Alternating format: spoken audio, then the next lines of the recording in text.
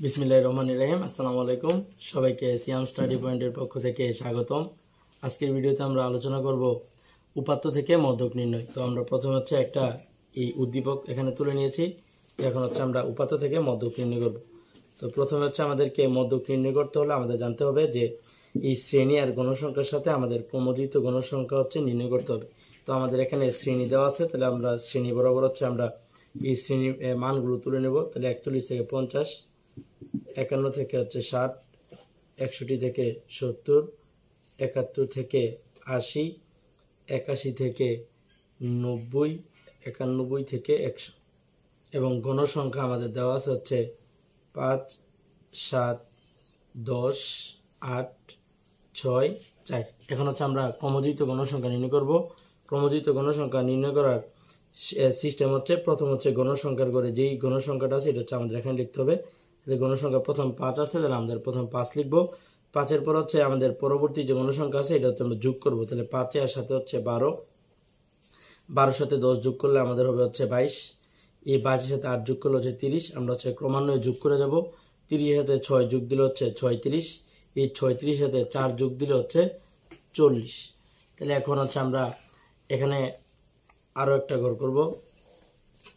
ঘর করে এখানে n এর মান হচ্ছে আমরা যোগ করব। তাহলে আমরা যদি এখানে n এর মান যোগ করি তাহলে 5 এর সাথে হচ্ছে 12, 12 আর 10 এ 22, 22 আর 30, 36, 4 এ 40। তাহলে n এর মান হচ্ছে 40। তাহলে হচ্ছে আমরা এখানে লিখব এখানে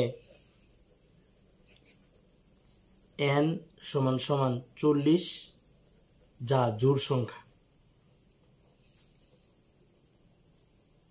তাহলে জোড় সংখ্যা হলে আমাদের যেহেতু মধ্যক নির্ণয় করতে হবে তাহলে হচ্ছে n কে 2 দ্বারা ভাগ দিতে হবে। সুতরাং n/2, তাহলে n এর মান হচ্ছে 40, 40 এ যদি আমরা 2 দ্বারা ভাগ দিই তাহলে হচ্ছে 20। এই 40 এ 2 দ্বারা ভাগ দিলে 20। এখন আমাদেরকে দেখতে হবে যে এই 20 এই ক্রমযুক্ত গণসংখ্যার কোন ঘরে আছে। তাহলে এই 20 হচ্ছে এই 12 আর 22 এর ভিতরে হচ্ছে 20 আছে। কারণ হচ্ছে 12 আর 22 এর ভিতরে আমাদের যে সংখ্যা আছে 13, 14, 15, 16, 17, 18, 19, 20, 21, 22। তাহলে 12 আর 22 এই শ্রেণীর মধ্যে হচ্ছে আমাদের এই 20 সংখ্যাটি আছে। তাহলে যেহেতু সর্বশেষ এখানে 22 আছে, তাহলে এই 12 আর এই 22 এর মধ্যে 20 আছে, তাহলে হচ্ছে আমাদের এখানে মধ্যক শ্রেণী হবে 61 থেকে 70, 20। তাহলে আমরা লিখবো হচ্ছে 20 যা হচ্ছে এই 61 আর 70 শ্রেণীতে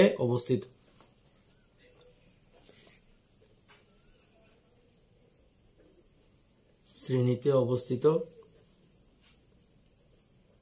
সুতরাং মধ্যক শ্রেণী,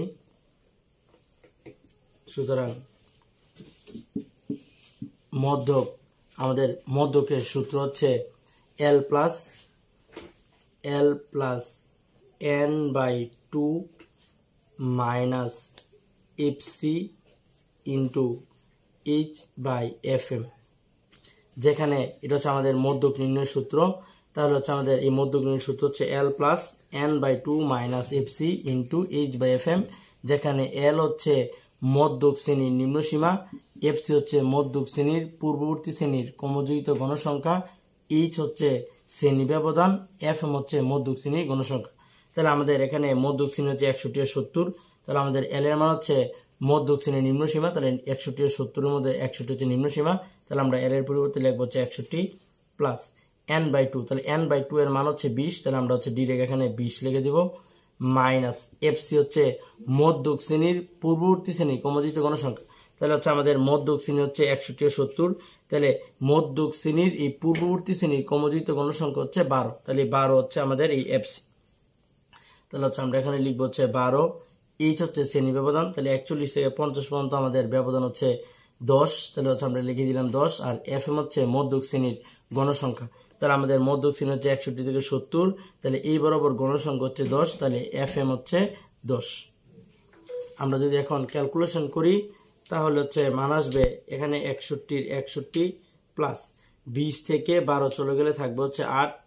এই 8 এর সাথে এখানে এটা যেহেতু গুণাকার আছে 8 এর সাথে আমরা 10 গুণ করে দিব। তাহলে 8 গুণ 10 নিচে ভাগ আকারে থাকবে হচ্ছে 10। তাহলে আমাদের এখানে যদি ক্যালকুলেশন করি তাহলে হচ্ছে আমাদের 61 প্লাস 8 এর 10 দ্বারা গুণ দিলে হচ্ছে 80 ভাগ নিচে আছে 10। তাহলে এখানে সমান সমান 61 প্লাস 80 কে 10 দ্বারা ভাগ দিলে হচ্ছে 8, 61 আর 8 যোগ করলে আমাদের হবে হচ্ছে 69। তাহলে আমাদের মধ্যক হচ্ছে 69। তাহলে এটি হচ্ছে আমাদের আনসার। তাহলে